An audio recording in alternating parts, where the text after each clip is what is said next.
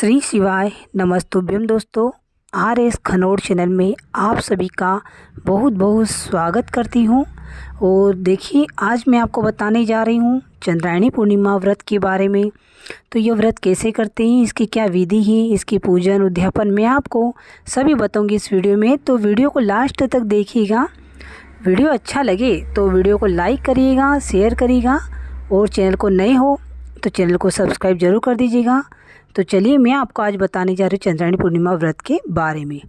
तो देखिए फ्रेंड्स, इस जो बहनें इस व्रत को करना चाहती हैं तो वो शरद पूर्णिमा से ही से शुरू करें, क्योंकि शरद पूर्णिमा से इस व्रत को लिया जाता है, इस पूनम को। तो ये पूनम आ रही है 16 अक्टूबर बुधवार को। तो देखिए, इस व्रत को जब भी आप शुरू करें तो साथ में एक हमारी सखी यानी एक गौर होना ज़रूरी है, तभी आप इस व्रत को लें। क्योंकि कुछ भी परेशानी आ जाती है, कुछ कारणवश कुछ भी सूतक वगैरह या मासिक धर्म हमारा रहता है तो हम पूजा नहीं कर पाते, तो जो हमारी सखी रहती है साथ में वो हमारी पूजा कर देती हैं। तो इसलिए अकेले ना करें, साथ में ही एक दो जन होना ज़रूरी है, ठीक है। फिर जब भी आप इस व्रत को लें तो देखिए, यहाँ पर एक पूनम की बात मैं नहीं कर रही, सिर्फ चंद्रायणी पूनम ही नहीं, साथ में 3-4 पूनम हम एक साथ करेंगे। तो वो कैसे, जैसे आपने सुना ही होगा कि सुहागिन पूर्णिमा, कोई कोटि पूर्णिमा अलग से करता है, तो कोई मतलब सुहागिन पूर्णिमा सुहाग अलग से बांटता है, तो कोई फल पूर्णिमा, ये पूनम आपने सुना ही होगा। तो ये सब अलग अलग करते हैं। तो मैं आपको इसमें एक साथ बताऊंगी कि एक साथ सब कैसे करें, ताकि हमारी सब पूनम इसमें लग जाए, ठीक है। तो देखिए, सुहागिन पूर्णिमा के लिए वो मैं आपको आगे बताऊंगी, तो वीडियो में बने रहिएगा, पूरा देखिएगा। ये 12 महीने तक इस व्रत को किया जाता है। हर पूर्णिमा को शाम को पूजा करनी है, महीने के पूनम को। और फिर इसका जो भी पूनम अगर हमारी छूट जाती हैं तो आप बढ़ाकर, जैसे 2-3 छूट गई तो आप 1-2 बढ़ाकर ऊपर कर सकते हैं। फिर इसका आप उद्यापन कर दीजिएगा। तो जो भी माता बहनें करें इस व्रत को, तो वो अभी 16 अक्टूबर बुधवार के दिन आ रही है पूनम, शरद पूर्णिमा, तो आप कर सकते हैं। तो देखिए, बात करते हैं इस व्रत में हमें क्या खाना है। तो इस व्रत में हमें मीठा ही खाना है, नमक मिर्ची की चीज़ें नहीं खानी है। तो कुछ भी फल फ्रूट्स खा सकते हैं। तो अब देखिए, इसकी पूजन विधि जानिए। तो दिन में हमें सुबह से स्नान आदि करना है, पूजा पाठ करना है, व्रत रखना है। शाम के समय फिर स्नान करके चंद्रोदय के समय, चंद्र उदय हो तब हमें फिर हमारी पूजन करनी है। तो करना क्या है, तुलसी क्यारा, जो तुलसी क्यारा मिट्टी का हो, जिसमें भी आपकी तुलसी मैया लगी हो, तो वहाँ पर हमें चंदन के चाँद सूरज, जैसे आप फोटो देख रहे हो, इसमें 5 चीज़ें ही बनानी है। आप 5 ही बना लीजिएगा। तो पूजन सामग्री में गणेश जी रखिए, गौ सुपारी रखिएगा, पैसा सुपारी, फिर चंदन, 2 दिए रखिएगा, जैसे एक तेल का दिया और एक घी का दिया, 2 दीपक जलाइएगा, और लंबी बाती वाले। तो आप ये पूजन सामग्री सभी इकट्ठी कर लीजिएगा। फूल रख लीजिएगा, गणेश जी के लिए दुर्वा रख लीजिएगा, कलावा रख लीजिएगा। ये सामग्री इकट्ठी करके शाम को फिर जैसे मैं आपको बताऊंगी अब कि जैसे आप सुहागिन पूर्णिमा कर रहे हो ना, तो उसमें आपको क्या रखना है, उसके लिए सुहाग का सामान रखिएगा। जैसे कांच की चूड़ियाँ रख लीजिएगा, जिसको भी आप देना चाहते हैं उस साइज़ की कांच की चूड़ियाँ रख लीजिएगा। कंको, बिंदी उनके साइज़ के रख लीजिएगा।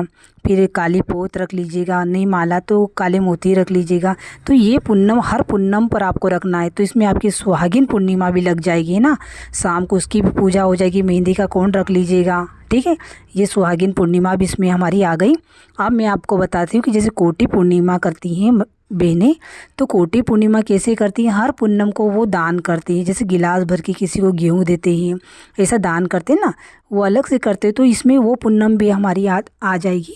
तो उसके लिए आपको क्या करना है, जैसे कोटि आपको बनानी है, तो जैसे हमारे आसपास जो कुम्हार भाई रहते हैं, आप उनको बोल सकते हैं कि जैसे अगर अपने गिलास के बराबर कोटि बना दे, मतलब वो जो मिट्टी का बनाते हैं ना कुल्हड़, वो बनवा लीजिएगा। तो उसकी आप हर पूनम पर उसकी पूजा करिएगा, है ना। उसमें कुछ भी धान आप भर दीजिएगा। जैसे सफ़ेद चीज़ का ज़्यादा महत्व है उस दिन, पूनम के रोज़। तो सफ़ेद चीज़ में आप उसमें चावल भर दीजिएगा, उसे कोटि समझिएगा, उसमें चावल भर दीजिएगा। उस कोटि की उसकी हर बार पूजा करिएगा चावल भर के। पीला कपड़ा ढक दीजिएगा और उसके कलाव बांधकर उसकी हर बार पूजा करिएगा। और सुबह से जो जिसके वो आप दक्षिणा देना चाहते, दान देना, जैसे ब्राह्मण को या फिर मंदिर में, अगर ब्राह्मण नहीं मिले तो मंदिर में भी आप उन चावल को रख सकते हैं ना, कोई भी पुजारी होगा वो ले जाएगा। अब मैं बात करती हूँ फल पूर्णिमा। देखिए कोटि पूर्णिमा हो गई, इसमें सुहागिन पूर्णिमा भी हो गई, और अब मैं बताती हूँ फल पूर्णिमा। तो देखिए फल पूर्णिमा भी अलग से करते हैं ना, तो हम भूल जाते थे, हम सब एक साथ कर लेते ना इसमें। तो अच्छा है ना, एक व्रत में हमारे सब व्रत आ जाए। तो करना क्या है कि उस दिन फल, जैसे आप हर पूनम को फल देते हो ना, किसी को नारियल देते हैं तो कोई केले बांटते हैं, कुछ कुछ देते ही है ना, आपने सुना ही होगा। तो इसमें आपकी फल पूर्णिमा भी लग जाएगी। तो आपको हर पूनम के दिन नारियल का देखिए विशेष महत्व है। तो हर पूनम पर आप नारियल जरूर रखिएगा पूजा में, है ना। तो ये फल पूर्णिमा आपकी लग जाएगी। तो तो उसमें नारियल की पूजा करिएगा। तो पूनम के रोज़ नारियल रखिएगा, उसकी पूजा करिएगा, और फिर सुबह से उसे भी आप दक्षिणा में ब्राह्मण को, किसी को भी आप दे सकते हैं ना।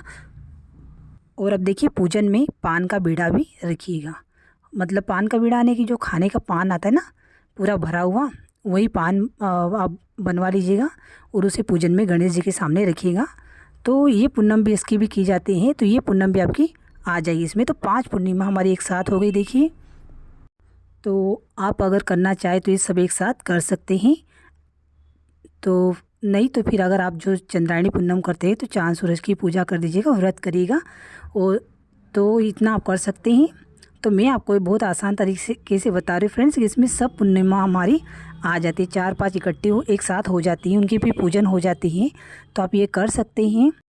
अब देखिए पूजन विधि बताती हूँ मैं आपको कि चंद्रदेव को जब अर्घ्य दे तो जल में थोड़ा सा कच्चा दूध जरूर मिलाइएगा, सफ़ेद पुष्प रखिएगा, तब आप चंद्रदेव को अर्घ्य दे। देखिए अब हमें भोग के लिए प्रसाद बनाना है, तो वो चांद के उजाले में ही हमें बनाना है, जहाँ चंद्रदेव की किरणें पड़े। तो बिना नमक के चावल बनाने हैं। तो इसी तरीके से हमें खीर पकानी है, उसमें थोड़ा दूध डाल दीजिएगा तो खीर बन जाएगी। तो सफ़ेद चीज़ का ही चंद्रदेव को हम भोग लगाते हैं, और वही खीर हमें खानी है, भोग का प्रसाद, तो उसी को हमें खाना है। तो इसमें भोजन नहीं करना है।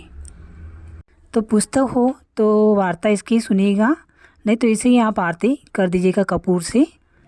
जो प्रसाद खीर का बनाते हैं वही हमें खाना है।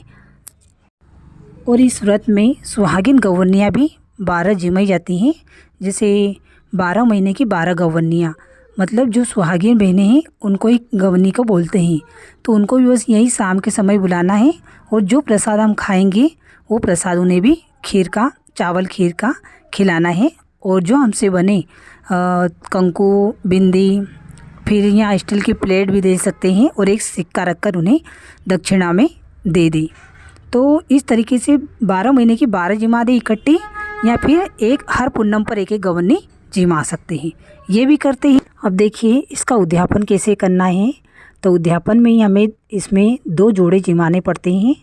तो एक जैसे ब्राह्मण को किया जाता है एक जोड़ा, और एक जोड़ा हमारे जैसे ननद भानीज हो तो उनको एक जोड़ा किया जाता है। इसे 2 जोड़े इसकी जिमाए जाते हैं। देखिए फिर भोजन में क्या बनाते हैं। तो इसका भोजन जो बनाते हैं वो खीर दूध से ही बनाते हैं, पूड़ी बनाते हैं, सब्जी भजे, ये चीज़ें बनती हैं।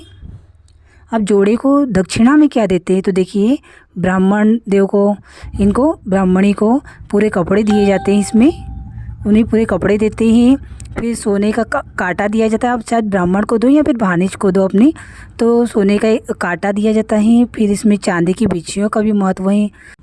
तो इस व्रत में जैसे आपने चांद सूरज की पूजा करी है, तो चांदी के चांद सूरज भी दीजिएगा, ये आपको सोनार की दुकान पे मिल जाएगा। अगर आपने पान का बीड़ा रखा है तो फिर उसकी जगह चांदी का पान भी दीजिएगा। फिर जैसे गणेश जी तो रखिए, तो गणेश जी भी आप चांदी का ले लीजिएगा, वो भी दीजिएगा, तो ये भी दुकान पे मिल जाएगा। तो देखिए इस व्रत में तांबे का, कांसे का भी बहुत महत्व है, तो उन्हें भी आप दक्षिणा में दे सकते हैं। कांसे की प्लेट भी दान कर सकते हैं, वो भी रख सकते हैं। और देखिए इसमें जैसे आपने कोटि पूर्णिमा अगर करी हो, हर बार आपने कोटि पूनम भी करी हो इसमें, तो फिर कोटि की जगह आप स्टील का डिब्बा ही दे सकते हैं, और उसमें चावल भर के दीजिएगा। जिससे आपने हर बार चावल भरकर पूजा करी है, तो वही धान आप भरकर ब्राह्मण को दे दीजिएगा। जैसे आपने सुहागिन पूर्णिमा भी इसमें करी है, तो आखिरी में जब आप उद्यापन करें तो उसमें लाख का चूड़ा पहनाइएगा। ब्राह्मणी देव को, किसी को भी, जैसे अपनी भांजी को, तो उन्हें लाख का चूड़ा आखिरी में दीजिएगा। सुहाग का सभी सामान दीजिएगा। और फल पूर्णिमा भी आपने करी है तो उसमें भी नारियल दोनों जोड़ों को, मतलब जो भी ब्राह्मण देव है जिनको भी आपने बोला उनको नारियल भी दीजिएगा फल में। और कोटी पूर्णिमा अगर आपने करी है तो उसके लिए आप स्टील का डिब्बा ले लीजिएगा और उसमें चावल भरकर दीजिएगा। तो इस तरीके से मेरे द्वारा बताई गई जानकारी आपको अच्छी लगी हो तो वीडियो को लाइक कर दीजिएगा, शेयर कर दीजिएगा। और मैं रिक्वेस्ट करती हूँ आपसे कि चैनल पर नए हो तो सब्सक्राइब ज़रूर कर दीजिएगा और कमेंट में ज़रूर बताइएगा। निवेदन करती हूँ मैं सभी माता बहनों से कि इस व्रत को ज़रूर करिएगा। देखिए, इस व्रत का बहुत महत्व है। इस व्रत का गरुड़ पुराण में भी बहुत बताया गया है। और जो भी मेरे से इस व्रत में, इसके बारे में जो भी मैंने बताया, मेरे से भूल चूक हो, जो भी त्रुटि हो, मुझे क्षमा करिएगा। और मिलते हैं हम नेक्स्ट वीडियो में। जब तक के लिए जय श्री कृष्ण।